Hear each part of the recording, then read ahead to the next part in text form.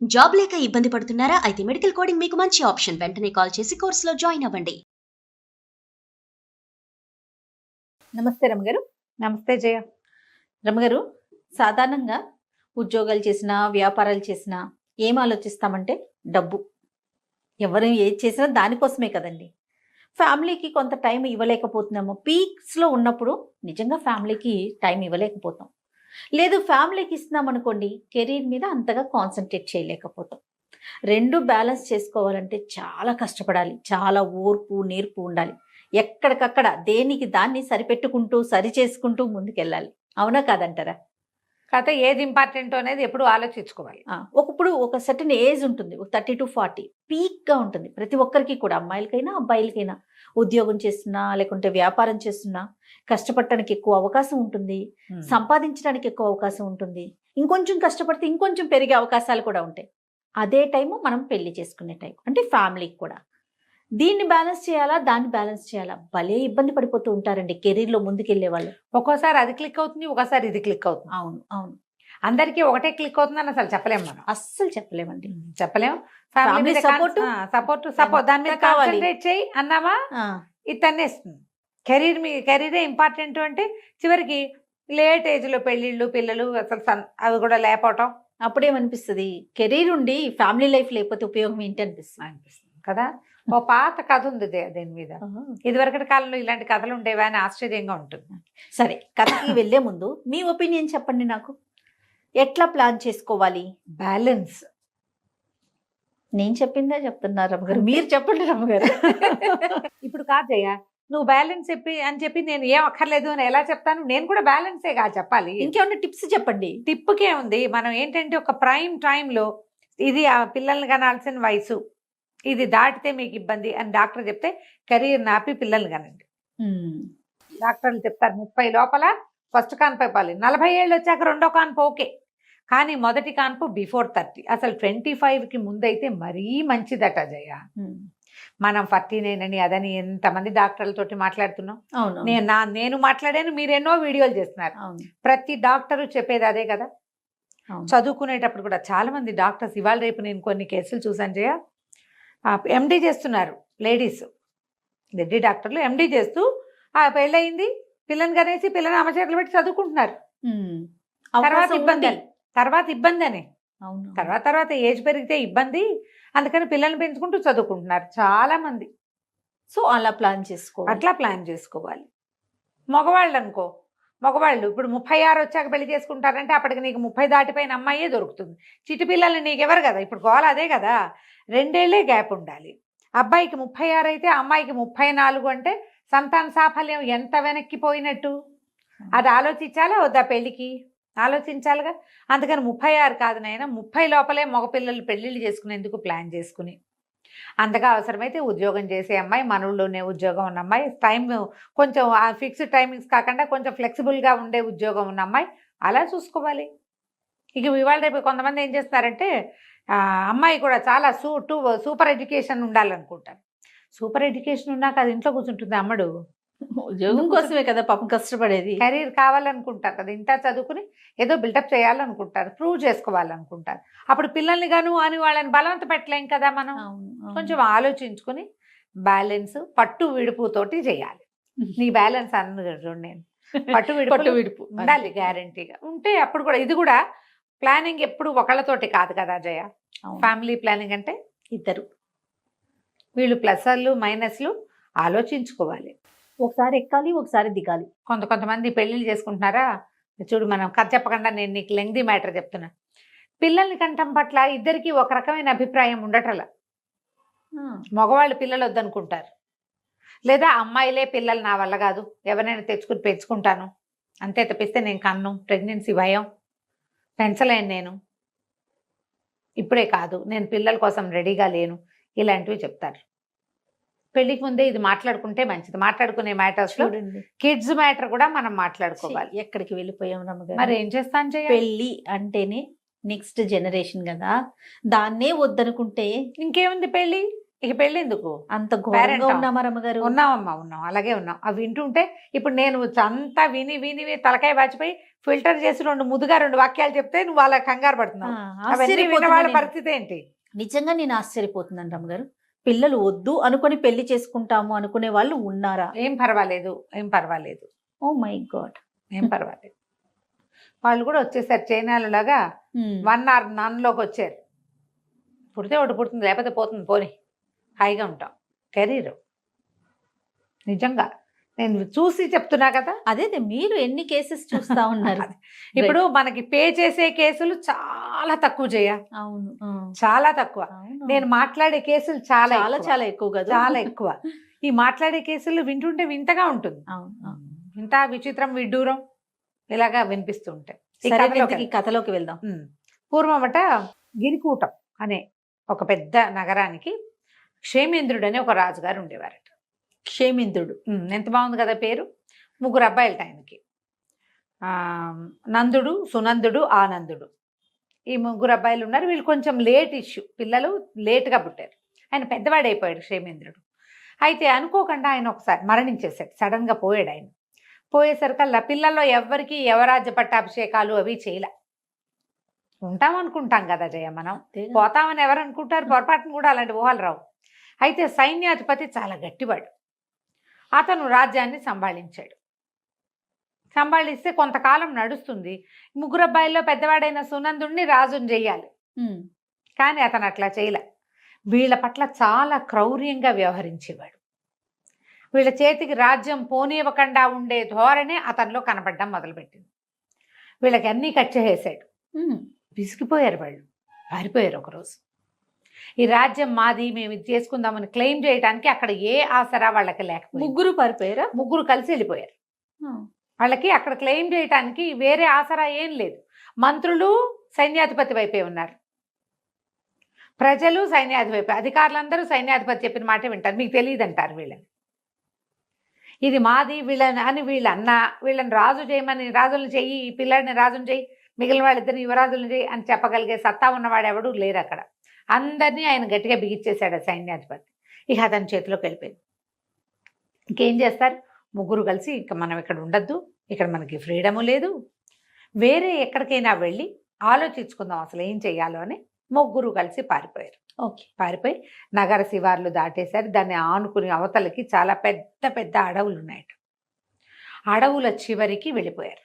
ఏవో గుర్రాలు వేసుకుని వెళ్ళారు. అడవుల్లోకి వెళ్ళాక ఇక మనుషు సంచారం ఏం కనపడుతుంది? ఒక 3-4 రోజులు డక్కా మొక్కీలు తిన్నారు. చివరికి ఆ అడవి చివర ఒక పెద్ద పాక వేసుకుని ఉన్న ఒక కుటుంబాన్ని చూశారు వీళ్ళు. పూరిపాకే కానీ పెద్దది. సరే, ఇంకా అప్పటికి ఏవో కాయ కసరు తిన్నారు 3-4 రోజులు. ఒక పూటైనా ఉడికిన అన్నం తినాలనిపిస్తుంది కదా. సరే, ఆ ఇంటి వాళ్ళు ఎవరున్నారో చూద్దామని ఆ ఇంటికి వెళ్ళారు. వెళ్ళేసరికి ఆ ఇంట్లో ఒక ముసలాయన కూతురు ఉన్నారు. కూతురు పేరు ఇందుమతి, ఒక 16-15 ఏళ్ళ పిల్ల. సరే, ఆ ముసలాయన వీళ్ళని చూసి ఎవరో రాజకుమారులాగా ఉన్నారని, రండి బాబు, ఎన్నాళ్ళు అయింది ఈ దారిని ఎవరైనా మనుషులు వచ్చి, మేమే ఉంటున్నాం, ఏవో మేకల్ని వాటిని కాసుకుంటాం, మా దారిని మేము ఉంటున్నాం, చిన్న పంట ఏదో పండించుకుంటున్నామని వీళ్ళకి చక్కగా అన్నము అవి పెట్టించాడు. అన్నాలు తిన్నారు, చక్కగా ప్రశాంతంగా కూర్చున్నారు. కూర్చున్నాక 3 మాట్లాడుకోవటం మొదలు. ఇప్పుడు ఏం చెయ్యాలి? మాట్లాడుకుంటుంటే పెద్దవాడు అన్నాడు, చాలా సైన్యం కావాలరా, ఇది కంట్రోల్ చేయాలంటే వీటిని మనం సైన్యాన్ని సంపాదించాలి, మొదట జనాన్ని కూడగట్టాలి. ఎంత సైన్యం ఉంటే అంత మంచిది మనకి. అప్పుడు సైన్యంతో సహా విరుచుకుపడి మన రాజ్యాన్ని మనం లాక్కోవచ్చు. బాగుంది కదా. అక్కడి నుంచి 2వ వాడు అన్నాడు, నందుడు, కాదు సైన్యం కాదు, డబ్బు కావాలి. వాళ్ళందరినీ వాడు అధికారంతో కొనేశాడు, మనం డబ్బుతో కొనాలి, డబ్బు బాగా సంపాదించుకురావాలి, డబ్బే ముఖ్యం. ఈ మొత్తం సమాజం అంతా మన చేతిలోకి రావాలంటే అడిగిన వాడికి అడగని వాడికి డబ్బుతో కొట్టేయాలి వాడిని. ఇది కూడా పాయింట్. 3వ వాడిని అడిగారు, ఏరా ఆనంద, నువ్వేం చేస్తావురా అని. ఏమో ఇంకా ఆలోచిస్తున్నాను, చెప్తాను అన్నాడు. ఆ అబ్బాయి దృష్టి వాళ్ళతో పాటు ఆ కబుర్లు వీళ్ళు మాట్లాడుకుంటుంటే ఆ మాటలు వినడానికి వచ్చి కూర్చున్న ఇందుమతి మీద ఉంది. పెద్దవాళ్ళిద్దరి దృష్టి రాజ్యం మీదే ఉంది. సరే, ఇంకా ఒక పూట గడిచాక కాస్త స్థిమితపడి 4 రోజుల నుంచి ప్రయాణం చేశారుగా, స్థిమితపడ్డాక వాళ్ళ దగ్గర నుంచి ఏదో కాస్త తినుబండారాలు ఒక 2-3 రోజులకు సరిపడా మూట కట్టుకున్నారు. అన్నదమ్ములు ఇద్దరు చెప్పారు.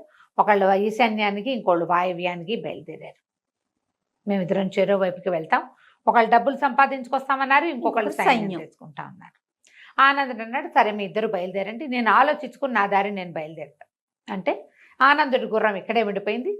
సునందుడు నందుడు చేరో గుర్రం మీద చేరో పక్కకి వెళ్ళిపోయారు. తర్వాత ఏమో మాట్లాడుకున్నారంటే 10 సంవత్సరాల తర్వాత ఇక్కడే కలవాలి అని మాట్లాడుకున్నారు. 10 ఏళ్ళు ప్రయత్నం చేద్దాం, మన రాజ్యం మనకి ఎక్కడికి పోదు, మన అందరూ గుర్తుపడతారు, రాజుగారి అబ్బాయిలో మన జన్మపత్రికలు అన్నీ అక్కడే ఉంటాయి. ఓకే. 10 ఏళ్ల పాటు ఒకటిది సంపాది, మూడో వాడికి తోచింది సంపాదించుకొచ్చి మన రాజ్యాన్ని మనం స్వాధీనపరచుకుందాం. ఆనందం అన్నాడు, మీ ఇద్దరు చెరోదారిన వెళ్ళండి, నేను కూడా ఇక్కడే కలుసుకుంటాను మిమ్మల్ని అని చెప్పాడు. సరే 10 సంవత్సరాలు సుదీర్ఘమైన రోజులు గడిచిపోయినాయి.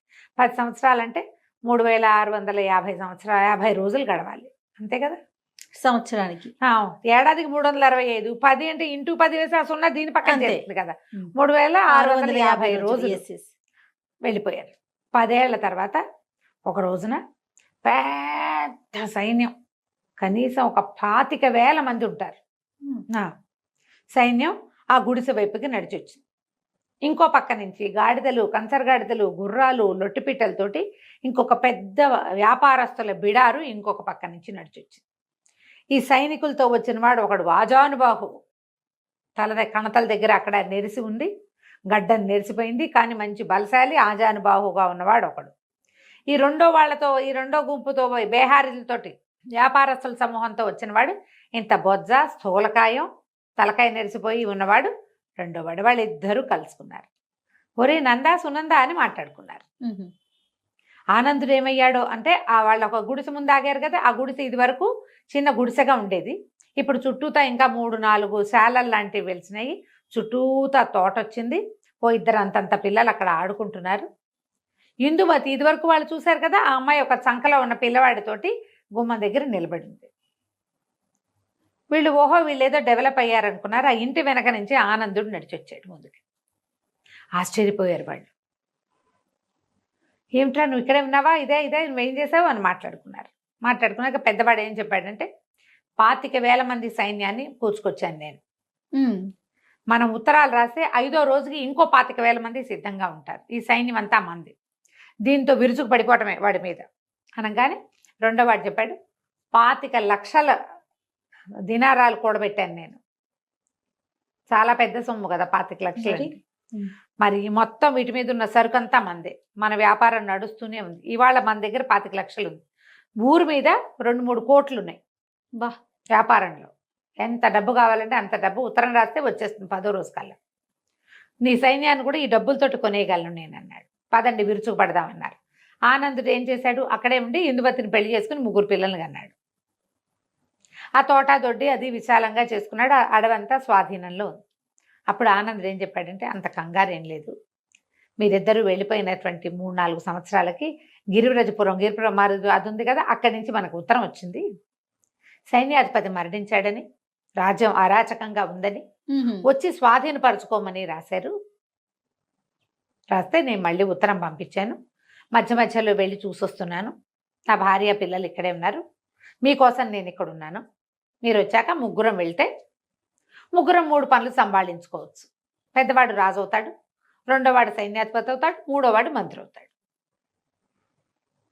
అని చెప్పాడు. పెద్దవాళ్ళిద్దరు మొహమొహాలు చూసుకున్నారు. చేయవలసిన పని చేశాడు కదా వీడు, వాడికి అందరికంటే చిన్నవాడైనా చక్కగా భార్య, ఇద్దరు ఇంతంత చేతికొచ్చిన మగపిల్లలు, ఓ చంటి పిల్ల, 3 సంతానం, యువరాజు కావడానికి రెడీగా ఉన్న పిల్లవాడు ఉన్నాడు వాళ్ళ ఇంట్లో. ఈ పెద్దవాళ్ళు ఇద్దరు, వీడికంటే 5-4 వేలు పెద్దవాళ్ళు, తలకాయలు నేర్చిపోయినాయి, గడ్డాలు నేర్చిపోయినాయి, స్థూలకాయాలు వచ్చినాయి, ఇప్పుడు వివాహాలు లేవు, ఇక కావు. చేయవలసిన పని ఏమిటి మొదట, అది వాడు చేసేసాడు. సరే ఏమనుకున్నారు, ఇంకేముంది మనం రాజ్యం చూసుకుని ఆనందుడు కొడుకుని రాజుని చేసుకుందాం, మెల్లిగా కొంచెం పెద్దవాడిని చేసుకుని అనుకుని ఆనందుడిని కుటుంబంతో సహా తీసుకుపోయి వాళ్ళ సొంత ఊరుకు వెళ్ళి రాజ్యాన్ని స్వాధీనం చేసుకున్నారు. ఇప్పుడు సంపాదన, సైన్య సమీకరణ, సంసారమా, కరెక్ట్ ఏజ్లో చేయవలసింది వీళ్ళిద్దరూ, ఇవి 2 చేసేసారు. అవును, ఇది ఎప్పుడు చేస్తారు, ఇక దానికి టైం లేదుగా, దానికంటూ ఒక టైం ఉంది మరి. టైం ఉంది. ప్రధానంగా ఏంటంటే సంపాదనకి ఎల్లలు లేవు. 70 ఏళ్ళు వచ్చా కూడా సంపాదన ఉంటుంది. ఎస్. కానీ సంసారానికి వయసు కావాలి. కావాలి కదా, ఆడకైనా మొక్కైనా. ఇది ఖచ్చితంగా. ఆలోచించుకుని మనం ఈ కథల్ని మన జీవితాలకి అప్లై చేసుకోవాలి. అబ్బా, ఎంత మంచి కథ చెప్పారు అమ్మగారు. సూపర్ అండి, నిజంగా నిజంగా పాత చాలా కథ బాగుంది. కదా. ఇప్పుడు Excellent. మనం చేస్తున్న రకరకాల వ్యవహారాలకి దాన్ని అటాచ్ చేసుకోవాలి. సెటిల్ అవ్వాలి, ఇల్లు కొనాలి, కారు కొనాలి, అదేదో కావాలి. ఆ తర్వాత కంటానంటే ఆ తర్వాత ఎస్ కౌంట్ ఉండదు, ఆడవాళ్ళకి అవకాశం ఉండదు. ఇంకేం చేస్తావు నువ్వు? ఇల్లు వాకిలి చూసుకుంటూ ఉంటావు అంతే. అంతే. కథ సూపర్ రమ్మగారు. పెళ్లి చేసుకోము అనే వారందరికీ ఈ ఇదే కథని చెప్పాలి. షేర్ చేయాలన్నమాట. రైట్ అండి, నమస్తే. నమస్తే. సుమన్ టీవీలో మీ పర్సనల్ అండ్ బిజినెస్ ప్రమోషన్స్ కోసం కింది నెంబర్కి కాంటాక్ట్ చేయండి.